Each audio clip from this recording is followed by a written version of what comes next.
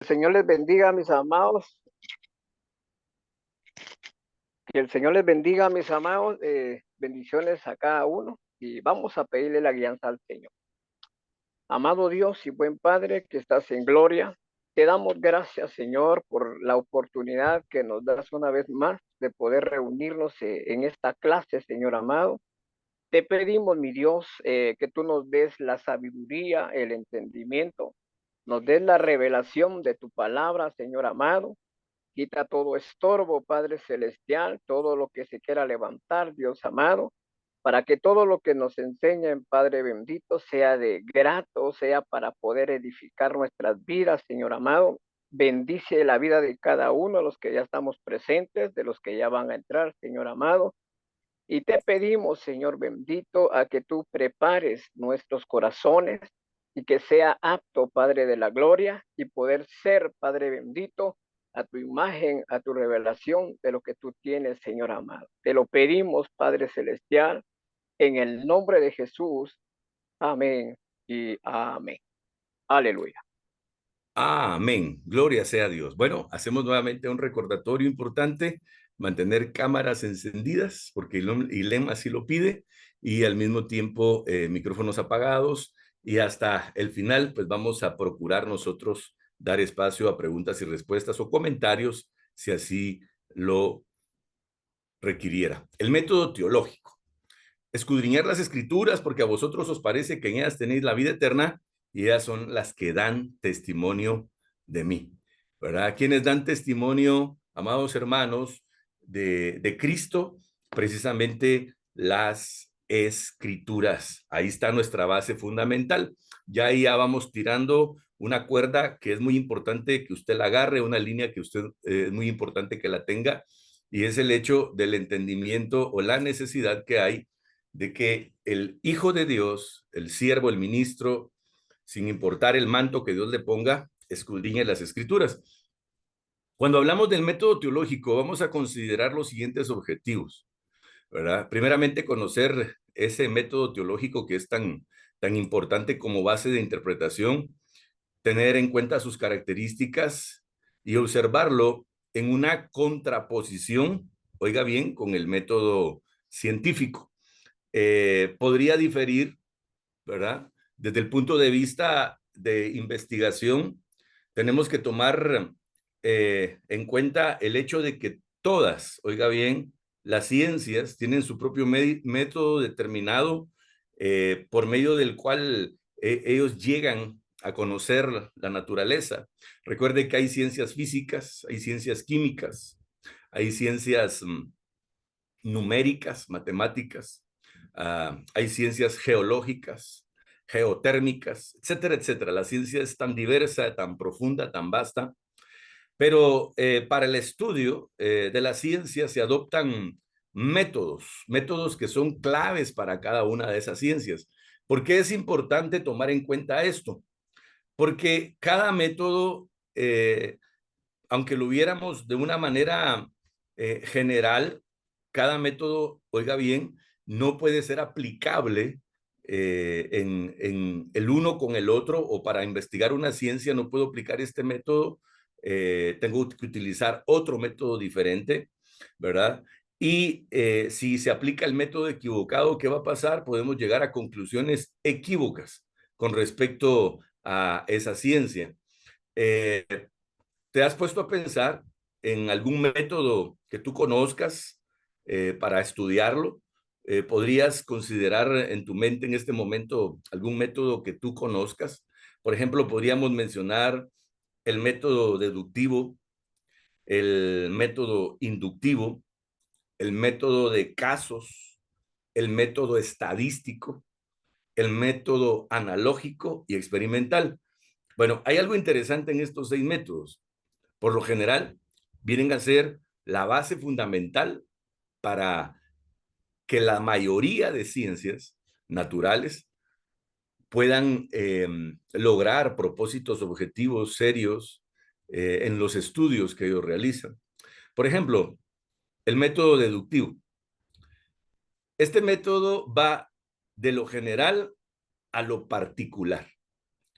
Por ejemplo, Si un equipo electrónico o un aparato electrónico se daña, no enciende, este va a ir de lo general a lo particular. Va a ir, va a ir a analizar, va a ir a investigar de afuera hacia adentro. Eso es lo que trata el método deductivo. Él deduce, si esto no prende, si esto no enciende, a pesar que tiene baterías buenas, pues, o corriente en él, la razón podría ser algo interno, ¿verdad? Eso es el método deductivo. Pero luego está el método inductivo. Este es todo lo contrario, va de lo particular a lo general.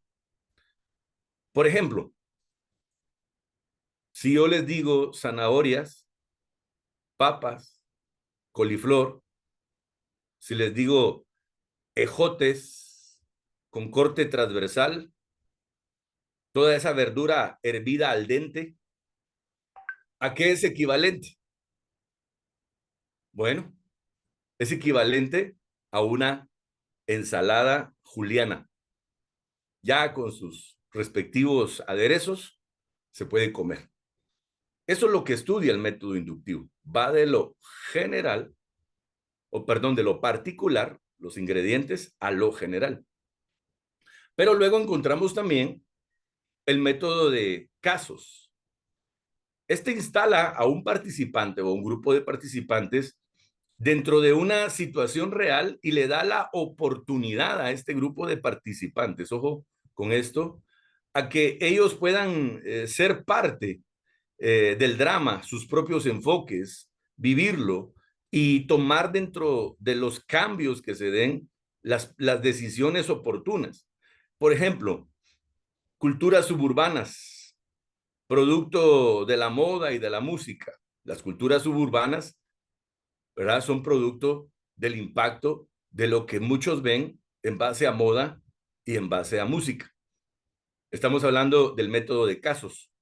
Y la moda y la música producen por ahí eh, raperos, rockeros, reggaetoneros, ¿verdad?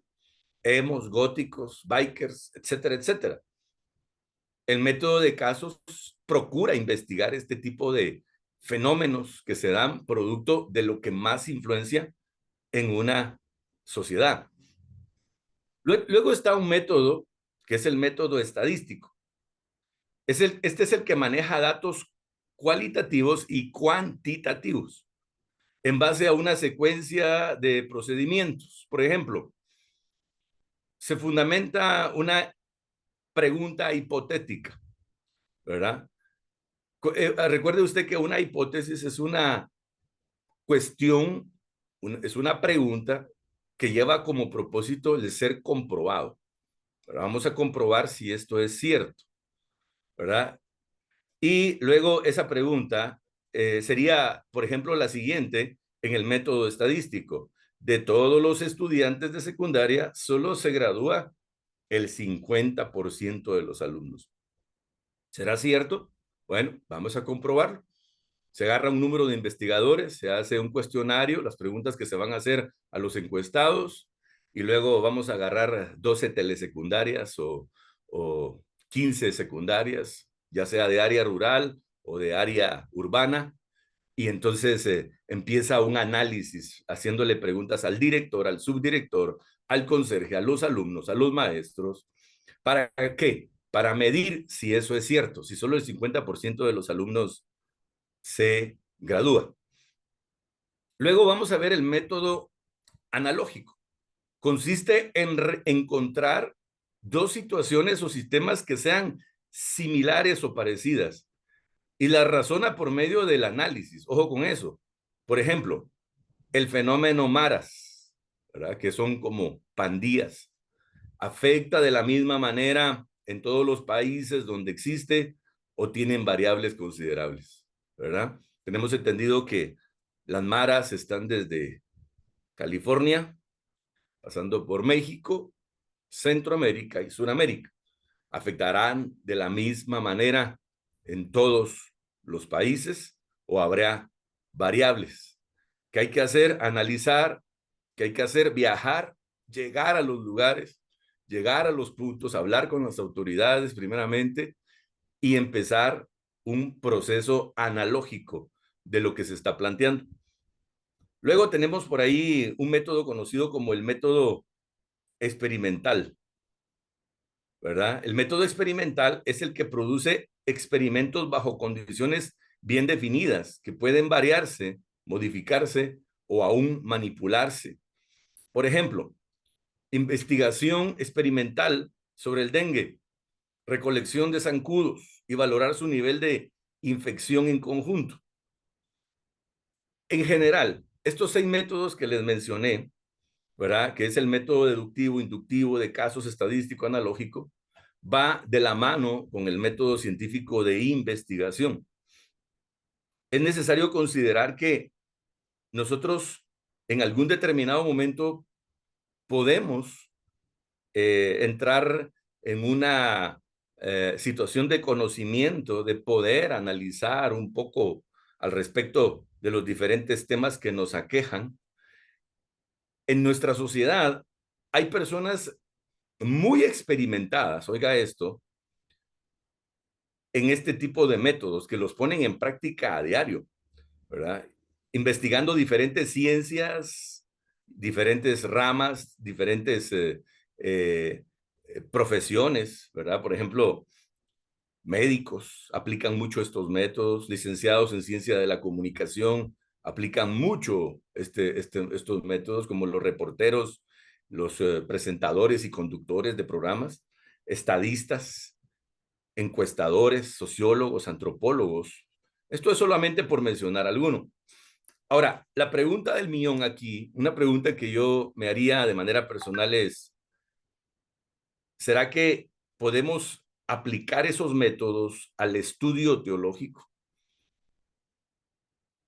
Yo les voy a dar una respuesta así práctica en cuanto a ese punto, ¿verdad? De manera personal.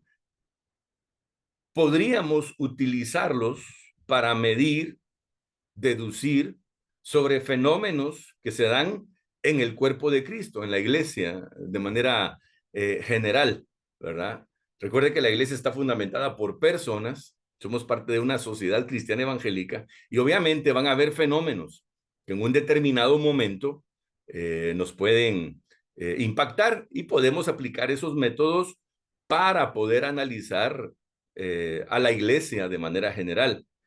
Pero para sacar conocimiento o interpretación bíblica, definitivamente que no. ¿Por qué? Porque fácilmente llegaríamos a conclusiones muy fuera del plan o del rango o del propósito de lo que Dios quiere dar para nuestras vidas. Tome en cuenta que cuando hablamos de una revelación bíblica, pueda que escudriñando yo de manera personal las escrituras, Dios me dé la revelación específicamente a mí. Pueda que como ministro, usted, escudriñando las escrituras, le dé la revelación exclusivamente para su familia o le dé la revelación exclusivamente para alguna familia de la congregación, escudriñando las escrituras. Pueda que como ministro usted pueda encontrar una revelación específica para toda la congregación, inclusive para la comunidad. Aunque nosotros como MTA, bajo la cobertura de nuestros apóstoles, tenemos una visión. Este es el año, amén, en que el Señor hace nuevas todas las cosas, el año del renuevo. Pero de manera personal y de manera sectorial, Dios da visiones específicas con las cuales nosotros tenemos que trabajar. ¿Por qué? Porque enfrentamos diferentes principados, potestades, gobernadores, huestes espirituales que se mueven en las regiones celestes. Por ello, entonces no podemos aplicar exactamente el método científico a la teología o el mismo que se aplica a la ciencia, porque naturalmente llegaríamos a conclusiones equivocadas. Vamos a considerar ahora la definición de método. Mantengamos clara la definición de método.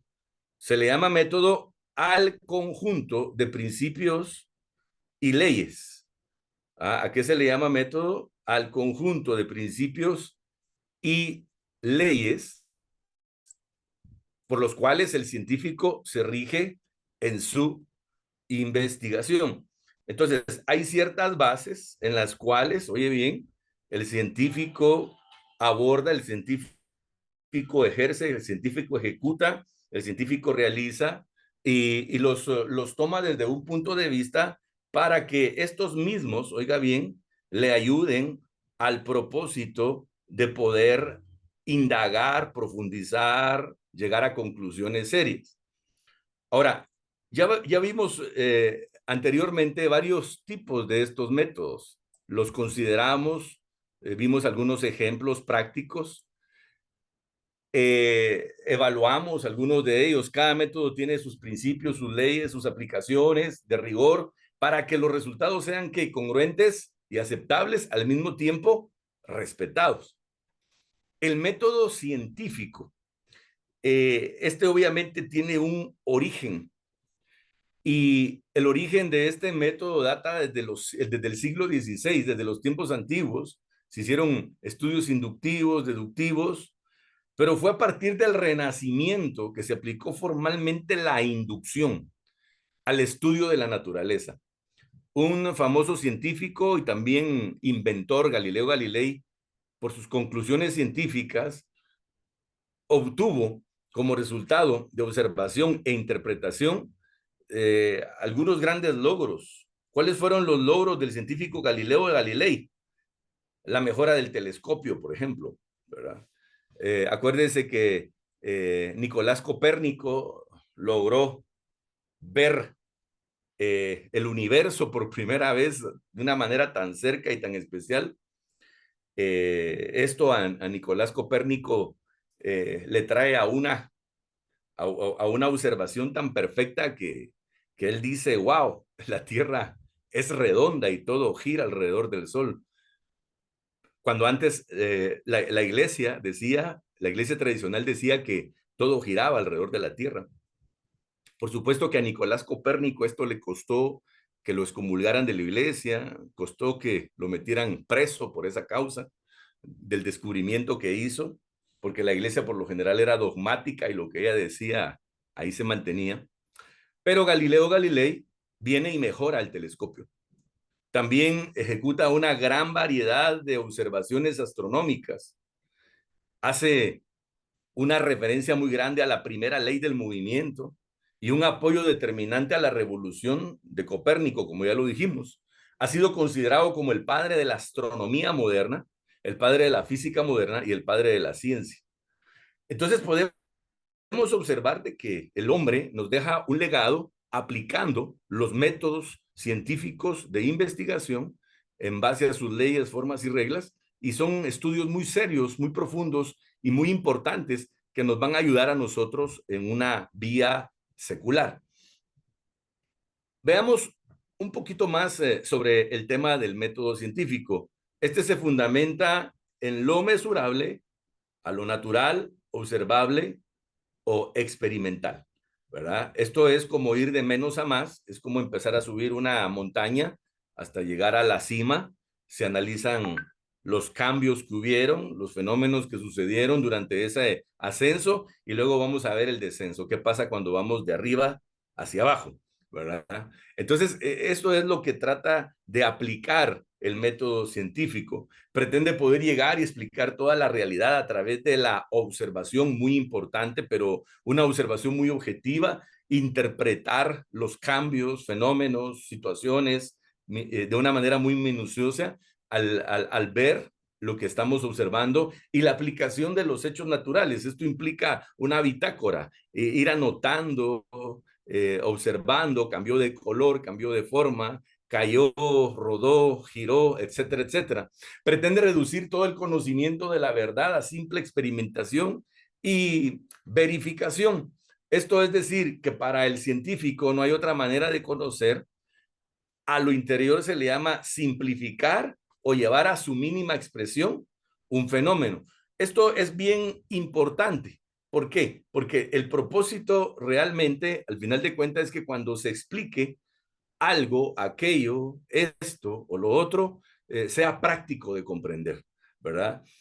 Por ejemplo, si nosotros pensamos de dónde se sacó el metro, esos 100 centímetros que tanto se utilizan en un flexómetro o en una cinta métrica. Si nosotros, que lo utilizan los carpinteros, los herreros, etcétera, cualquiera utiliza un metro.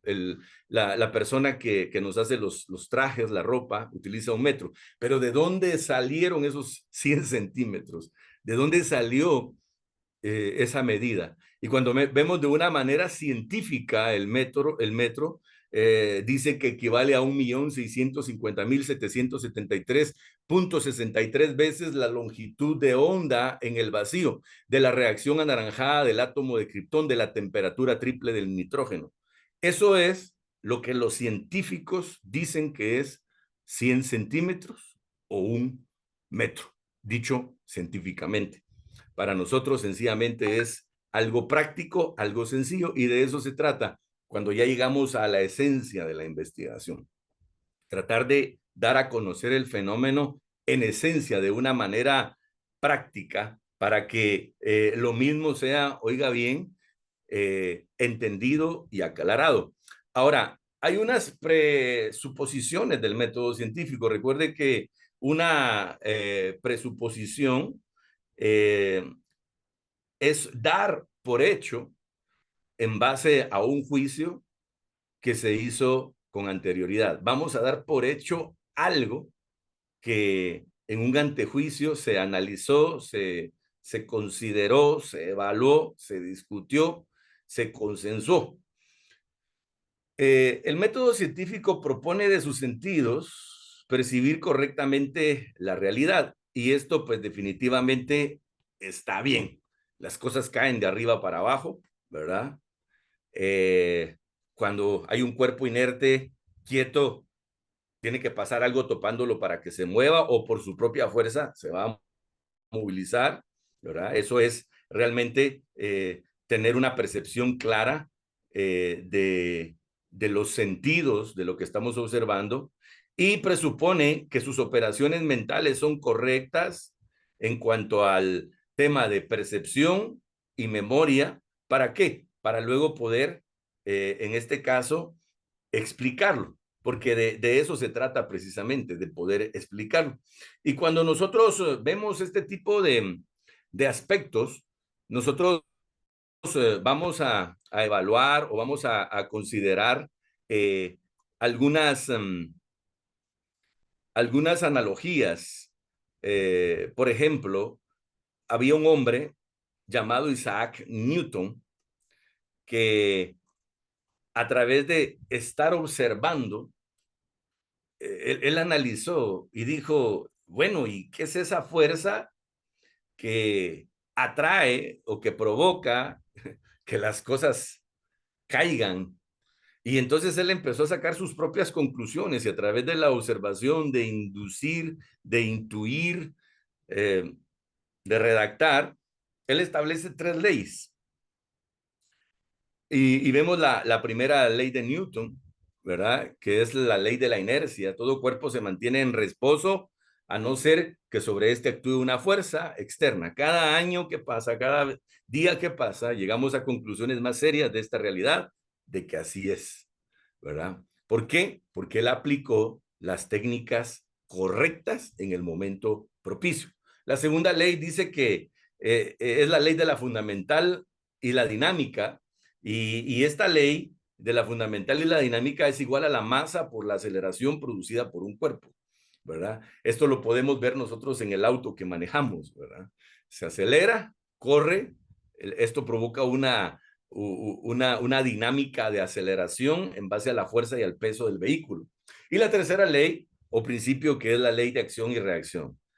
Si la acción es remar, la reacción será el avance que nosotros veamos al poder remar. Bueno, vimos ya de una manera lo más práctico posible las aplicaciones de las leyes, de los métodos de investigación científicos, los cuales definitivamente, al aplicarlos de la manera correcta en la ciencia adecuada, van a ser de verdad útiles.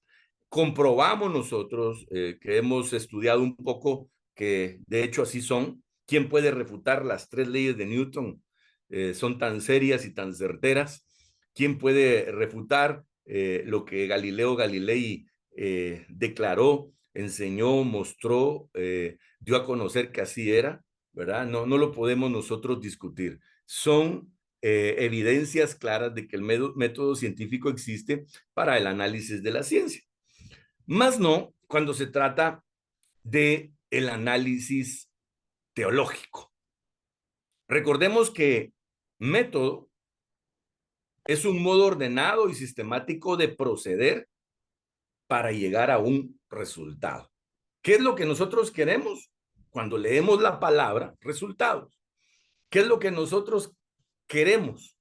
Palabras remas, ¿verdad? Palabras remas que nos lleven a acciones en donde queremos ver el poder de Dios, el propósito de Dios, queremos ver el milagro, ¿verdad? Queremos ver el avance, queremos ver la mano de Dios moverse en aquella palabra, la revelación, el conocimiento. Podemos ver algunas pretensiones del método teológico. Recordemos la definición de teología, ¿verdad? ¿La recuerdas? Del griego theos, que significa Dios, y logos, que es tratado o estudio de, ¿verdad? En otras palabras, la teología es el estudio de Dios, pero la pregunta es, ¿en qué lo vamos a fundamentar? Tal estudio, el estudio de Dios, ¿en qué lo vamos a experimentar? ¿En qué lo vamos a analizar? El estudio de Dios. Y la respuesta pues es clara. No hay otra base más elemental, más fundamental, en la cual nosotros podamos fundamentar el estudio de Dios que en las sagradas escrituras. Cuando he discipulado personas, muchas por la gracia de Dios, siempre de repente surge en las mentes pensantes una pregunta que es muy típica. ¿Dios de dónde surgió? Y a Dios, ¿quién lo hizo? Son preguntas que por lo general salen cuando uno está discipulando a un recién convertido. Y es válida la pregunta, tiene la verdad un alto nivel de valor, tiene un alto nivel de, de necesidad al hambre espiritual que él tiene. ¿De dónde salió Dios? ¿De dónde surgió Dios? Y a Dios, ¿quién lo hizo? ¿Verdad? Si él hizo todo, pero a él, ¿quién lo hizo? Y la respuesta realmente a esta interrogante la encontramos en Génesis 1:1, pero en un análisis en el hebreo, en su original, ¿verdad? Para saber nosotros quién es Dios, lo que Dios significa, su origen, su procedencia. La palabra en hebreo nos da, Génesis 1:1 nos da la base. Bereshit bara Elohim, net hashamaim eretz. En el principio creó Dios los cielos y la tierra. Pero no voy a desglosar cada una de las palabras, solo quiero que nos quedemos en Bereshit, en el principio. ¿El principio de qué? ¿El principio de Dios? No, Dios ya era eterno. Eso nos da una pauta de decir, el origen de Dios es eternidad. Tiempos pasados, eternos, Dios ya era Dios, ¿verdad? En el principio, ¿de qué? En que lo invisible hizo lo visible, eso sí es aplicable. En que lo inmaterial hizo lo material, eso sí es aplicable, ¿verdad? En que lo espiritual hizo lo físico, eso sí es aplicable, ¿verdad? En el principio, no de Dios, sino cuando lo espiritual actuó con el poder de su palabra y hizo los macrocosmos y los microcosmos que existen en este universo. Entonces, cuando partimos desde esa premisa del entendimiento de quién es Dios y su origen, recuerde que Apocalipsis le llama el alfa, o sea, el principio de todo, ¿verdad? Y cuando lo vemos en Juan capítulo 1, y su verso 1, podemos ver que la esencia de su ser estaba desde tiempos pasados eternos en una gloria suprema que de repente quiso ser revelada a los hombres en la persona de Cristo.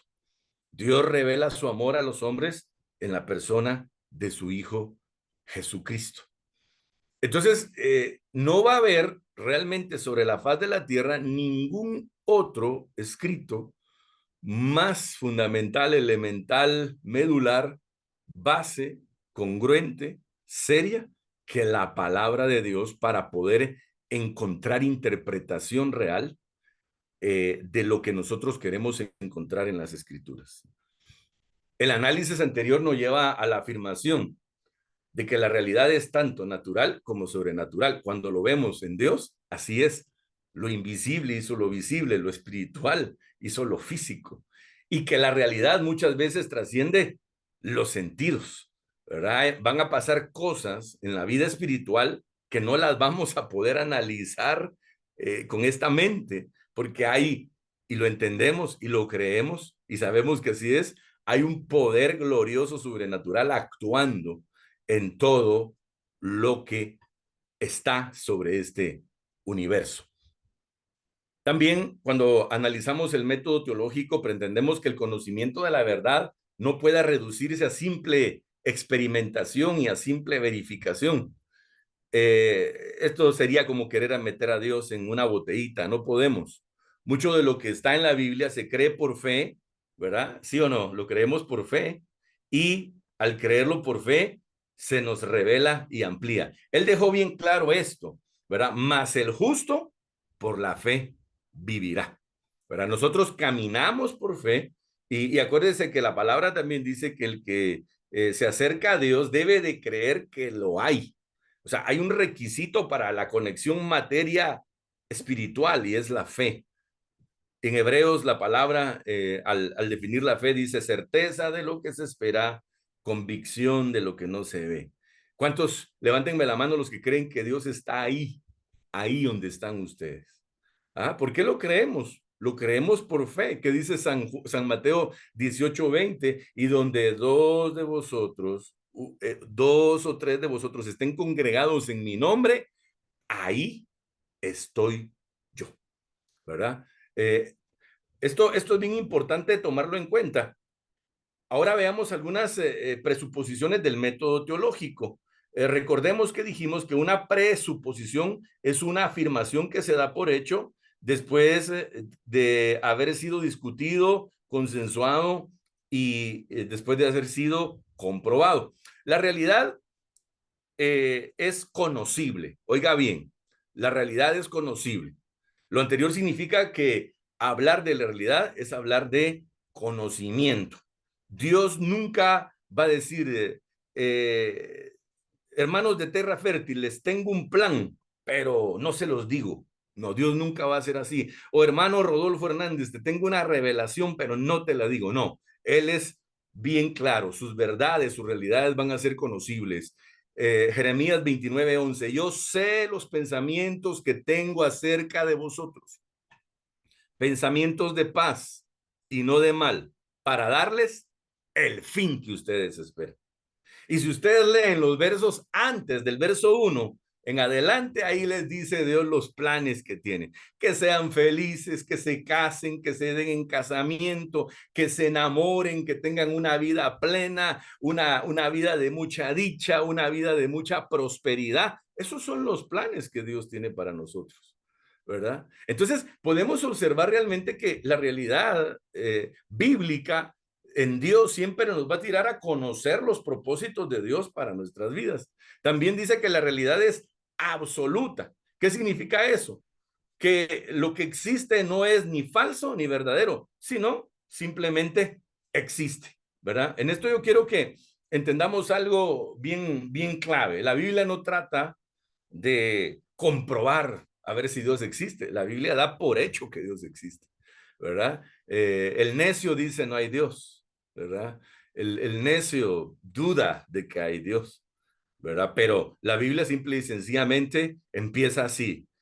Bereshit, en el principio, no de Dios, sino de lo material. Cuando se crea lo material, Dios creó los cielos y la tierra. Acto seguido, yo quiero que analicemos lo que Dios hace. Lo hace bueno, lo hace perfecto, lo hace agradable, lo hace excelente. Acto seguido, algo sucedió entre el verso 1 y el verso 2, porque la tierra parece desordenada y vacía. Dios no hace desórdenes, ni tampoco hace vacíos, ni tinieblas, mucho menos. Dios es Dios de luz. ¿Qué pasó? Algo ocurrió. Lo vamos a dejar para otra lección. Pero lo que yo quiero que entendamos es que la verdad absoluta está ¿qué? Actuando, funcionando, ejecutando, realizando. Crea o no crea, es su problema. Dios está teniendo una influencia todos los días en nuestra vida.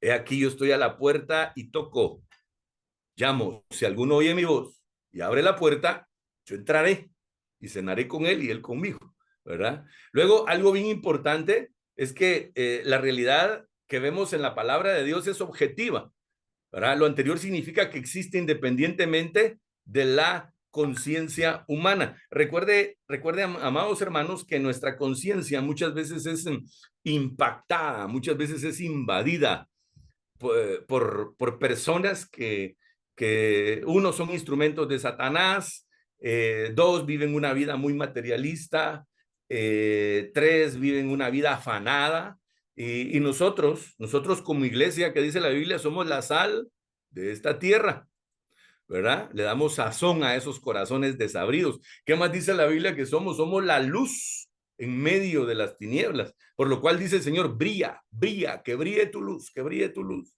Que también dice, somos levadura que leuda la masa, ¿verdad? Pone suave el pan, la levadura, ¿sí o no? Para comerlo rico, comerlo suave. Nosotros hacemos eso en los corazones rígidos, en los corazones materializados, en los corazones prepotentes.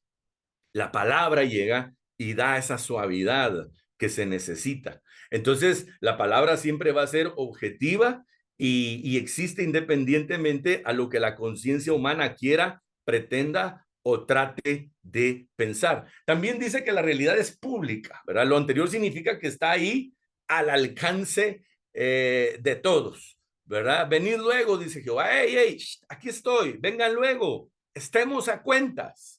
Si vuestros pecados fueran rojos como la grana, yo los haré blancos como la nieve. Si fueran rojos como el carmesí, yo los haré blancos como la blanca lana. Aquí estoy, buscadme, hey, aquí estoy, buscadme mientras pueda ser hallado. Llamadme en tanto que esté cercano. Deje el hombre impío su camino y el hombre perverso sus pensamientos depravados, ¿verdad?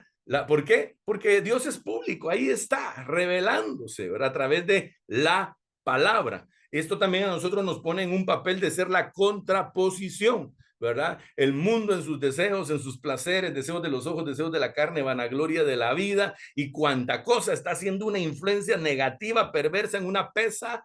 Y la iglesia, hermano, por otro lado, en oración, en ayuno, en clamor, reprendiendo, atando, ligando, predicando, que es lo más importante, ¿verdad? Entonces, estamos publicitando el poder de Dios que está ¿qué? Disponible para todos. Y también dice que la realidad es comprobable. Lo anterior significa que puede ser medible y mesurable, ¿verdad? Cuando hablamos, hermanos, de la realidad netamente de Dios, bueno, nunca vamos a poder llegar al conocimiento tan vasto que Dios tiene. Su conocimiento es infinito, es sin límites, ¿verdad? Él solo nos da una probadita, pero sí podemos conocer sus planes, sus propósitos, sus objetivos, ¿verdad? Tener bien claro el por qué Dios te tiene, dónde te tiene y para qué te tiene ahí, ¿verdad? Entonces eso es algo que nosotros, hermanos, tenemos que tomarlo muy, pero muy en cuenta. Ahora, lo natural es lo único que existe, partiendo del punto de vista del método teológico. Esto procede como producto de nuestro origen, basándonos en el hecho de que lo natural cobra vida en un origen que nos da razón de ser. Mi embrión vieron tus ojos. Y en los libros de los planos perfectos que tú tenías en el reino de los cielos, en mi formación, tenías todo tan específico como tenía que ser. Ese color de ojos, ese cabello tan especial, esa manera de ser, ese carácter, ese temperamento. Bueno, ¿qué es todo eso, amados hermanos? Nada más y nada menos que el producto de nuestro diseño, ¿verdad? Satanás se revuelca y se recontrarrevuelve cuando se trata de que analicemos nosotros, hermano, nuestro diseño. A él no le gusta que nosotros reconozcamos el diseño divino.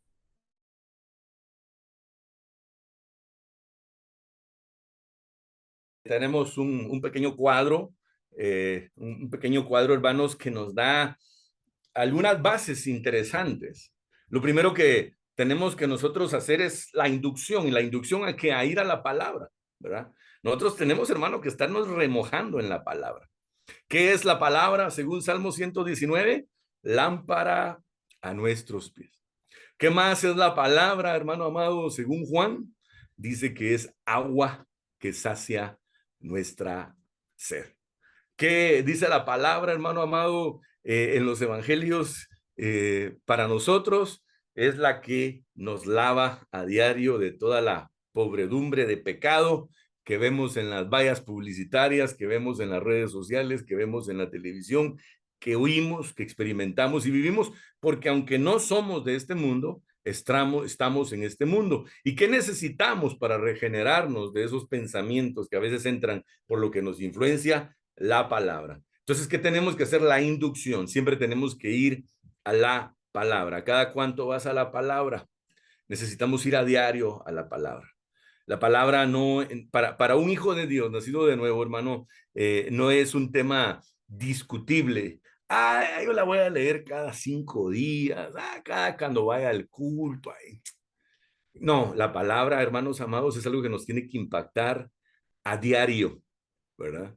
La inducción, donde vemos la revelación, la Biblia es para el teólogo, lo que la naturaleza es para el científico natural. Bueno, los que tienen la mente científica y son científicos o son gente de ciencia, pues que le entren a lo natural, pero nosotros, hermano, tenemos, ¿qué dice la palabra? La mente de Cristo. Puedes levantarme tu mano si tienes la mente de Cristo. Espero que no me salgas ahí o quién sabe a saber, por fe tenemos la mente de Cristo. Vamos en un proceso, por supuesto.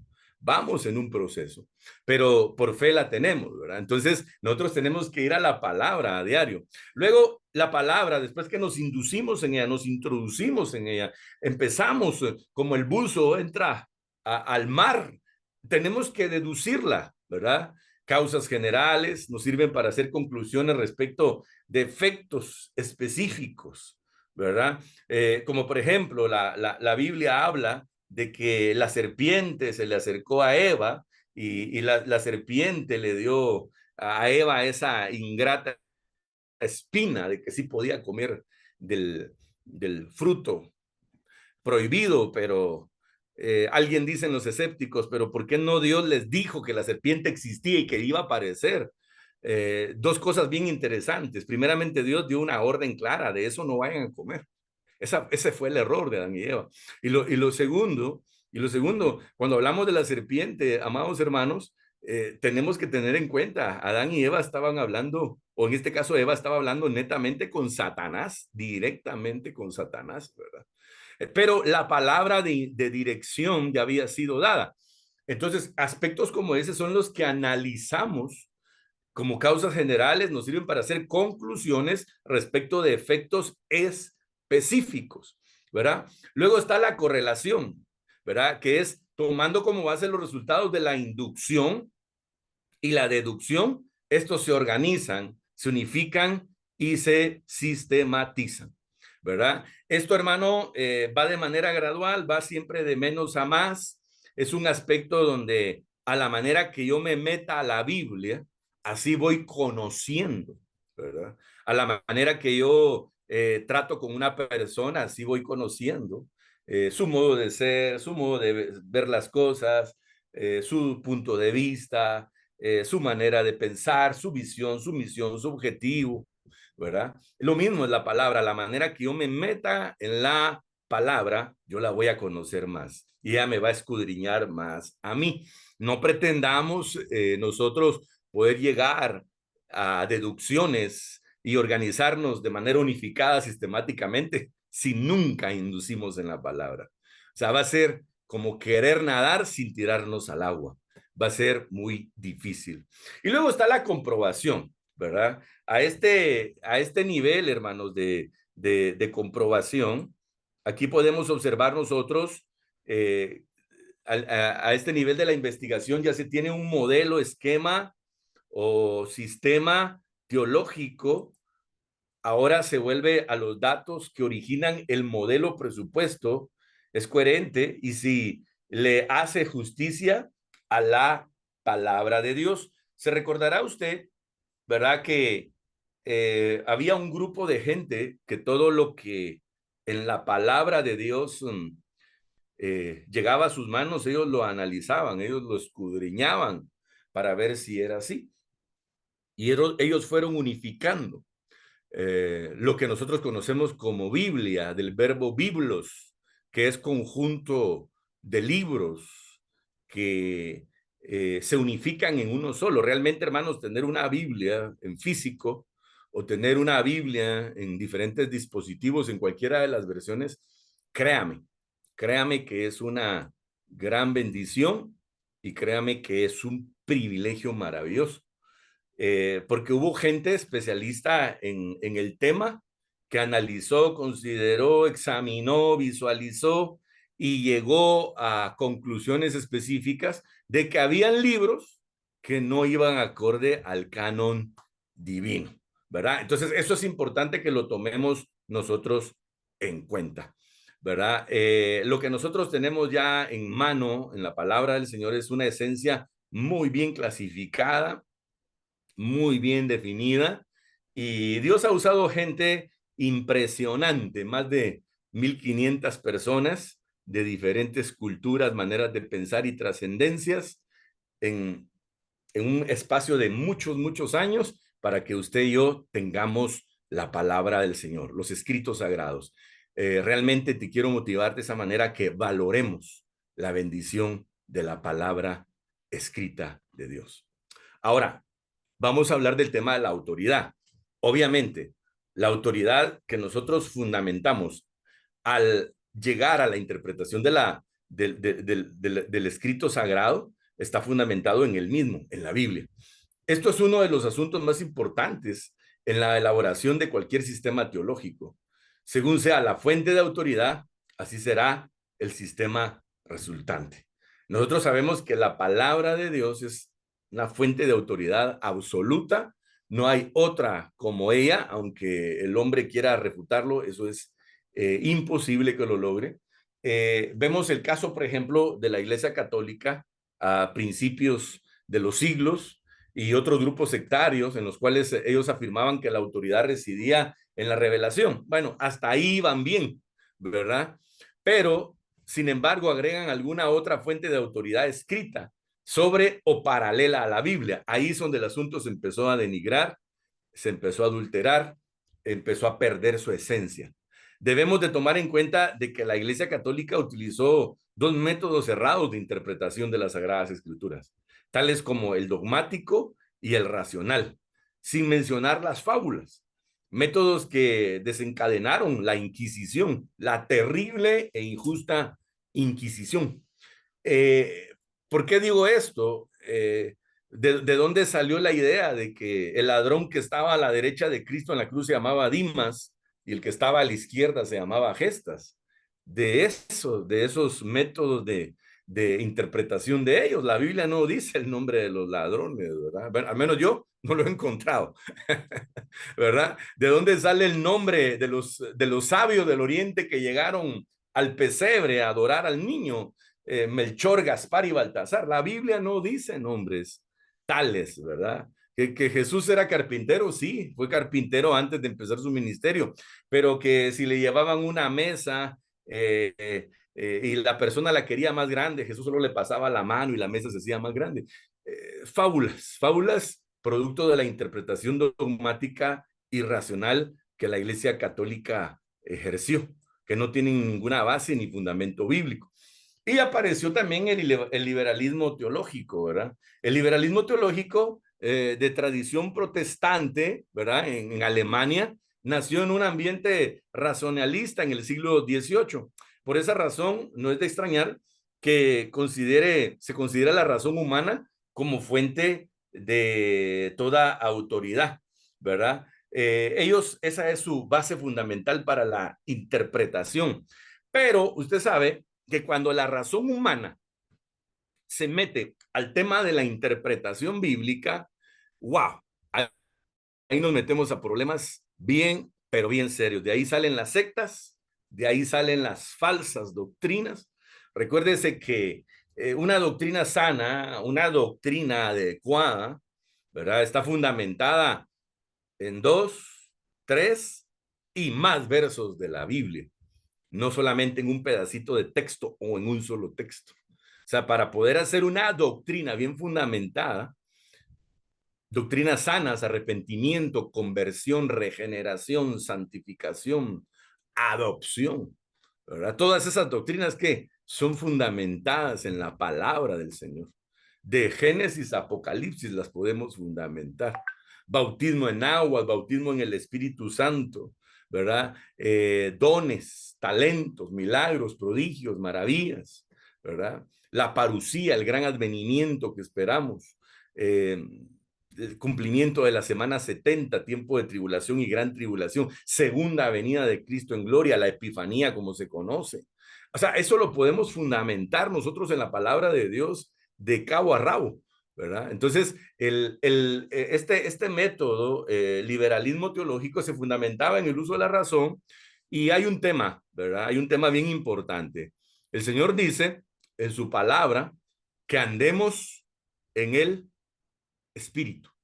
Eso significa dejarse guiar por el Espíritu, ¿verdad? ¿Eso qué significa? Andar en el Espíritu significa, amados hermanos, que hagamos como el Señor nos indica, pero sabemos que todos los días entramos en una contraposición que pelea contra el Espíritu, ¿verdad? Gálatas nos dice, amados, yo ruego tanto a extranjeros como a peregrinos que os abstengáis de los deseos pecaminosos que combaten contra tu alma, andad en el espíritu, no satisfagáis los deseos de la carne. Entonces, ¿cómo vamos a saber si aquella persona está razonando en el espíritu la palabra del Señor? También podríamos considerar algunos métodos liberales que consideran a los sentimientos como la fuente de la autoridad. Aquí entra lo místico, lo pietista, o sea, creer en cosas que no tienen sentido bíblico de una manera inconsciente, han elevado al nivel de autoridad los sentimientos humanos. Lo que sobresale aquí es la experiencia personal. Obviamente estamos hablando, amado hermano, de temas en donde esa manera de interpretar la Biblia no es la adecuada. Para los protestantes conservadores evangélicos, la autoridad reside única y exclusivamente en la escritura. La Biblia fue precisamente el debate de Lutero y los demás reformadores en el siglo XVI. El grito de la reforma, sola escritura, una de las tesis de Lutero, todavía debe resonar fuerte en nuestros oídos, en nuestras mentes y corazones. Todo cuanto creemos y hacemos debe tener respaldo en la Biblia, sola escritura, la sola palabra, para poder aceptarlo y que sea así un tema de autoridad espiritual. En la iglesia evangélica, Ministerios Tribu Abundante, creemos en la autoridad profética y apostólica de la Biblia, como la palabra inspirada, infalible e inequívoca del Dios Trino, y en su autoridad única en materia de fe, prédica y práctica, ¿verdad? La palabra del Señor, hermano, nos llama a que no solamente seamos oidores, sino también hacedores de la palabra del Señor, ¿verdad? Y se tiene que ver en nosotros que una conducta acorde a quien mora en nosotros. Recuerde que la escritura declara que Él no mora en templos hechos de manos de hombres, sino que mora en nosotros. ¿Quiénes? Los hijos de Dios, los redimidos, los que el Señor en su infinita gracia, en su infinita misericordia, perdonó, salvó, liberó, transformó y regeneró un día para gloria de Cristo Jesús. Y dijo Pablo, de los cuales yo soy el primero de esos pecadores que fui salvo por su gracia. ¿Cuántos dicen amén? Aleluya. Gloria al que vive y permanece para siempre. Concluimos declarando que la autoridad de nuestro sistema teológico de estudio de Dios se fundamenta en los escritos sagrados. Vamos a entrar ya en esencia a un tema fundamental de interpretación bíblica, que es la hermenéutica. Esta viene de la raíz griega hermeneu, que significa interpretar, establecer o traducir. La manera de interpretar la Biblia o partes de ella también es determinante en la elaboración de sistemas teológicos. Los diferentes sistemas teológicos dentro del protestantismo son producto de diversas formas de interpretar partes de la Biblia. Recordemos que existen reglas de interpretación que vienen a ser la base medular de la interpretación bíblica. Veamos esas reglas y tómelas muy en cuenta cuando se trate de poder darle luz a esos textos que no están claros para nosotros. Hay textos, hermano, que son prácticos, son claros, son sencillos de comprender, aunque la palabra siempre nos puede dar revelaciones nuevas. Pero hay textos que sí son bastante complicados de interpretar. Y la primera regla hermenéutica que vamos a considerar es que la Biblia se interpreta a sí misma. Yo digo, yo pienso, yo opino, mire, yo me imagino, no cabe aquí, ¿verdad? La Biblia se interpreta a sí misma. Esa es la primera regla, hermanos, de la hermenéutica, ¿verdad? Tómela en cuenta, considérela, porque aquello que nosotros no logramos discernir en el momento, al seguir escudriñando las escrituras, nos vamos a dar cuenta que tiene una interpretación dentro del mismo texto sagrado o dentro de cualquiera de los libros sagrados. La segunda regla de interpretación, el contexto, ¿verdad? El contexto que la escritura a interpretar trae y el que sigue o lleva siempre nos va a dar una interpretación clara, ¿verdad? Allá en San Juan capítulo 12 Jesús está explicando una pregunta que le hacen y él dice, así como Jonás estuvo 3 días en el vientre del pez, así es necesario que el Hijo del Hombre esté 3 días en el vientre de la tierra o en el centro de la tierra. Pero ¿de dónde sale esa respuesta de Cristo? Que dice que la generación adúltera de esa época le pedía señal. ¿Qué señal? Si andaba dándole vista a los ciegos, si andaba resucitando muertos, ¿qué más señal querían? De que si de verdad él era el Mesías, él era ungido, ¿verdad? Entonces Jesús le responde de esa manera para que ellos mismos no entendieran. ¿Por qué? Producto de su incredulidad, ¿verdad? En otras palabras, Jesús daba revelación al que tenía fe y creía en él, pero, o al verdaderamente necesitado. Pero a esa generación, a la cual le llama generación adúltera, Jesús simple y sencillamente no le iba a dar una respuesta congruente o acorde a lo que ellos pedían, porque estaban haciéndolo ya de una manera, hermano amado, de provocación. Entonces, para poder entender usted esa respuesta que Jesús da, usted tiene que leer el contexto que trae y el que lleva, y va a ampliar muchísimo la respuesta de Cristo. Luego, la tercera regla de interpretación de la hermenéutica, el hilo histórico de los acontecimientos a interpretar. Siempre nos va a dar verdades interpretativas muy certeras. Un hilo histórico. Dios siempre libró a su pueblo de un mal que venía. Dios siempre libró a su pueblo de una catástrofe que venía.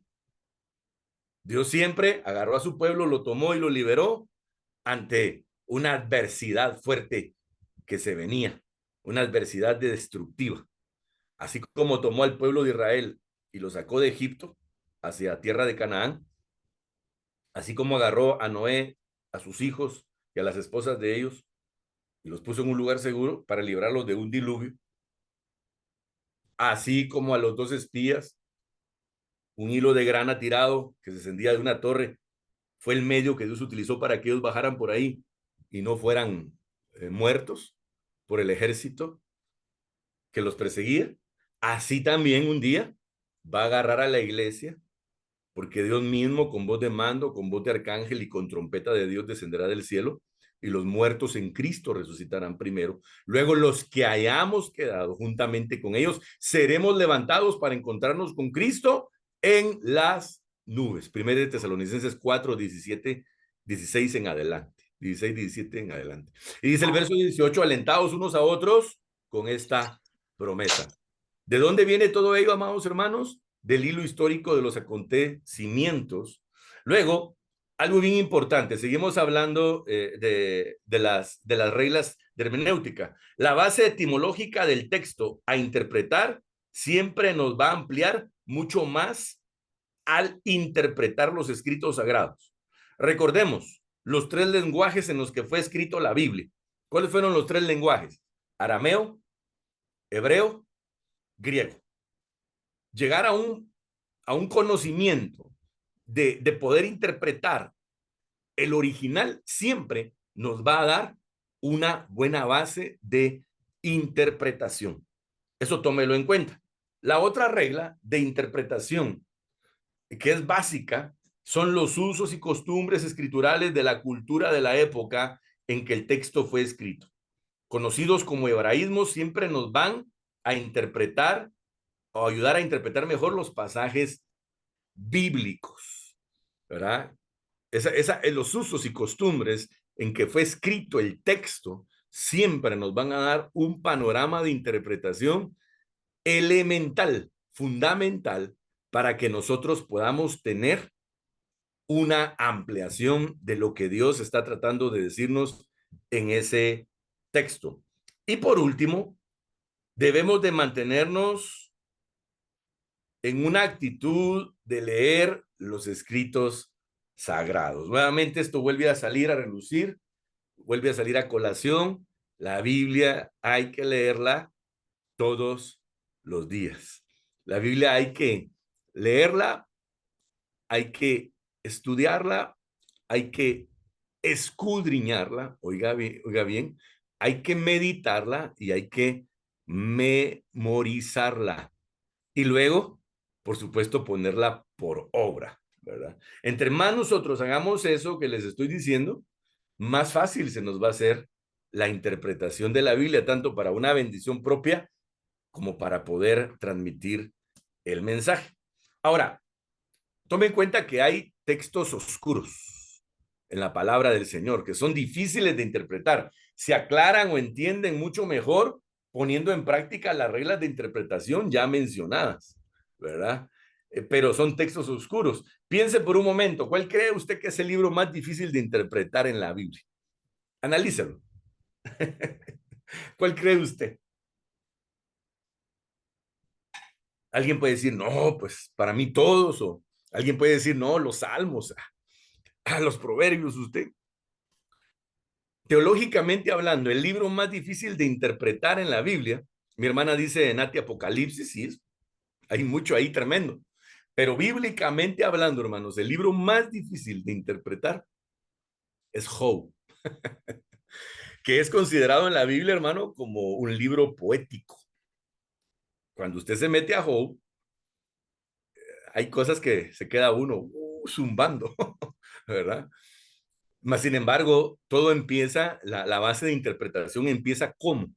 Entendiendo que Job es un tipo de Cristo, ¿verdad? Que lo tenía todo, no le faltaba nada y que de repente le cayó un quebrantamiento y pasó un proceso tremendo. Recuerde que el proceso de Job tuvo más o menos 35 años de duración. Todo lo que usted ve que le pasó a Job tuvo 35 años de duración. O sea, que si nosotros estamos pasando por un proceso de un mes, un año, ya sentimos la muerte, fatal el asunto. Recordémonos de Job, amados hermanos, que realmente tuvo un proceso impresionante. Mas, sin embargo, después vino el tiempo de redención de Job. Ahora, yo le estoy dando un contexto así muy rápido, ¿verdad? Así, para que sea fácil interpretar Job. Pero realmente es el libro, texto por texto, verso por verso, más difíciles de interpretar. Ahora, las reglas de interpretación que ejemplificamos ya se pueden poner en práctica al enmarcar los pasajes bíblicos que queremos interpretar, bajo una preparación previa de lectura. Tales pasajes tienen que ser preparados, puestos en salmuera, a través de las siguientes formas escriturales. La lectura sincrónica de la Biblia. ¿Verdad? Estamos hablando de hermenéutica. La Biblia, hermanos amados, yo me gozo mucho cuando la leo a vuelo de pájaro, pero también cuando me toca que leerla a ojito de tortuga, así despacito, despacito, aquí ya tengo que aplicar la lectura sincrónica. ¿Cuál es esta? Este tipo de lectura es el que observa y respeta el origen etimológico de la lengua original del texto escrito. Luego está la lectura diacrónica. Este tipo de lectura examina la evolución etimológica de la lengua original del texto escrito. Y luego está la lectura histórica. Este tipo de lectura consiste en examinar los relieves lingüísticos, estéticos, sociológicos, geográficos, culturales e históricos de la lengua original del texto escrito. Ahora, para poder tener una mejor comprensión de las tres lecturas ya mencionadas, existen, hermanos, gracias a Dios y la gloria sea nuestro Dios, existen herramientas muy útiles que nos pueden ayudar a aplicarlo, y entre ellas está una de las más importantes, hermano, las diferentes traducciones de las escrituras. Las diferentes traducciones de Reina Valera, aleluya, son una riqueza. Dios habla hoy, ¿verdad? Nueva versión internacional, nueva traducción viviente, la Biblia del oso, ¿verdad? Torres Amat, wow, o sea, hay una serie de traducciones, hermanos, que nos permiten leer la Biblia con lectura sincrónica, diacrónica, lectura histórica. Ah, no, pastor, pero mire, dice que la nueva versión internacional, esa versión es del diablo. Perdóneme, perdóneme, no se deje llevar usted por cualquier tontería por ahí que oigan las redes sociales. ¿Verdad? Las redes sociales está llena de ritos y mitos satánicos modernos. Para poder yo, oiga bien, me voy a poner yo como ejemplo, que es malo ponerse como ejemplo, pero en este caso me voy a poner como ejemplo. Para poder yo ser crítico de una de esas versiones tan maravillosas, porque todas son maravillosas, la Biblia de las Américas, wow. Yo debiera de ser teólogo, o sea, bachiller, pedagogo, licenciado en Biblia, tener siquiera 2 maestrías en Biblia, un doctorado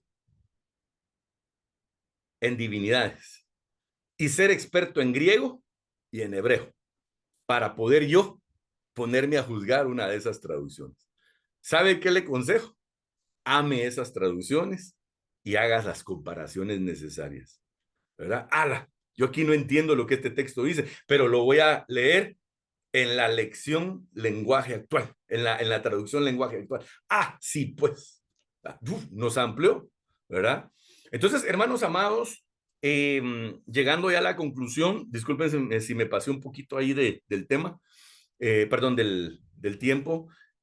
Concluimos, ¿verdad?, que hay herramientas muy fundamentales para poder preparar los escritos en los cuales necesitamos luz a través de lectura sincrónica, diacrónica, histórica. Ya les mencioné las diferentes interpretaciones de la Biblia, las diferentes versiones.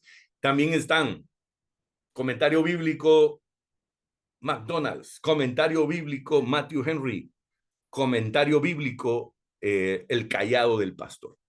Todos esos comentarios los puede bajar usted de internet. De repente se los compartimos también.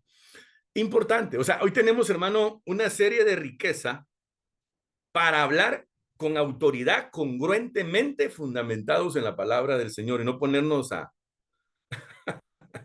hablar cosas fuera de un orden. Bien, pues muchas gracias por este tiempo que me han permitido. La gloria sea a mi Padre Celestial. Quisiera dar espacio a preguntas, comentarios y adelante. Dejo el espacio abierto. Dios me los bendiga ricamente.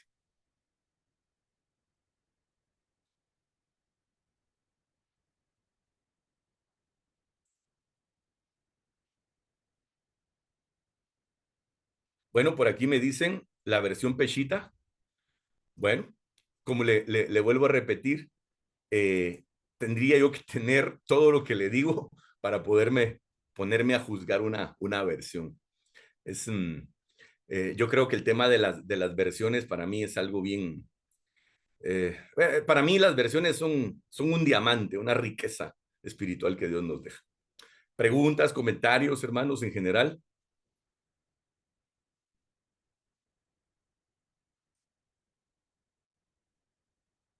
Gloria sea a Dios. Bueno, mientras que piensa por ahí o analiza el tema, primeramente el Señor, el apóstol, por ahí nos va a dar algunas instrucciones en cuanto a tema de tareas de las hojas que pasó. Si tienen dudas pueden preguntar en el grupo.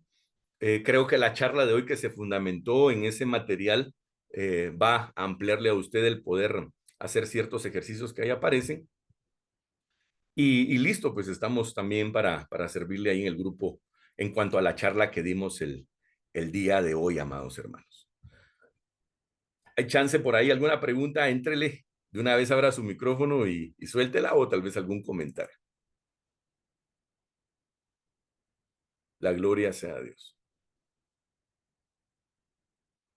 Bueno, amados hermanos, si no hay, pues gracias, el tiempo avanza, tenemos que ir a descansar.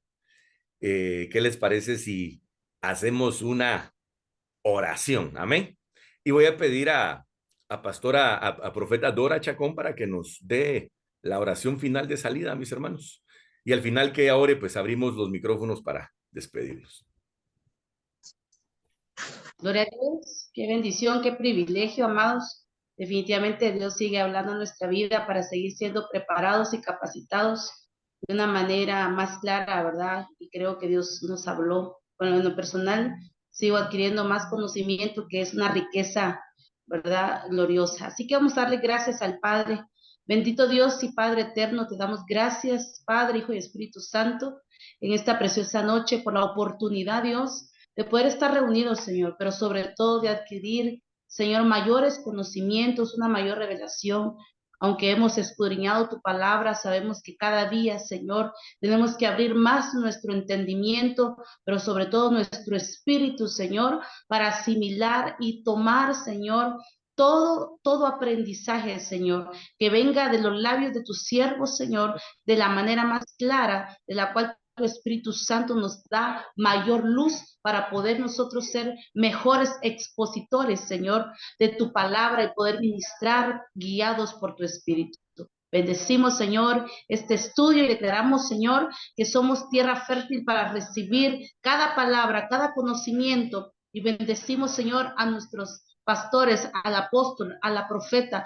Los bendecimos en el nombre de Jesús y a cada siervo que es parte importante de este ministerio. Te doy gracias, Padre, que esta noche podamos descansar y retomar nuevas fuerzas para seguir adelante, Señor, y poder servirte, Señor, de la mejor manera. En el nombre de Jesús, le damos gracias, Señor. Amén y amén. Y Alejandro el teléfono. Amén, amén. Dios. Gracias, hermano Jared, por tu apoyo técnico.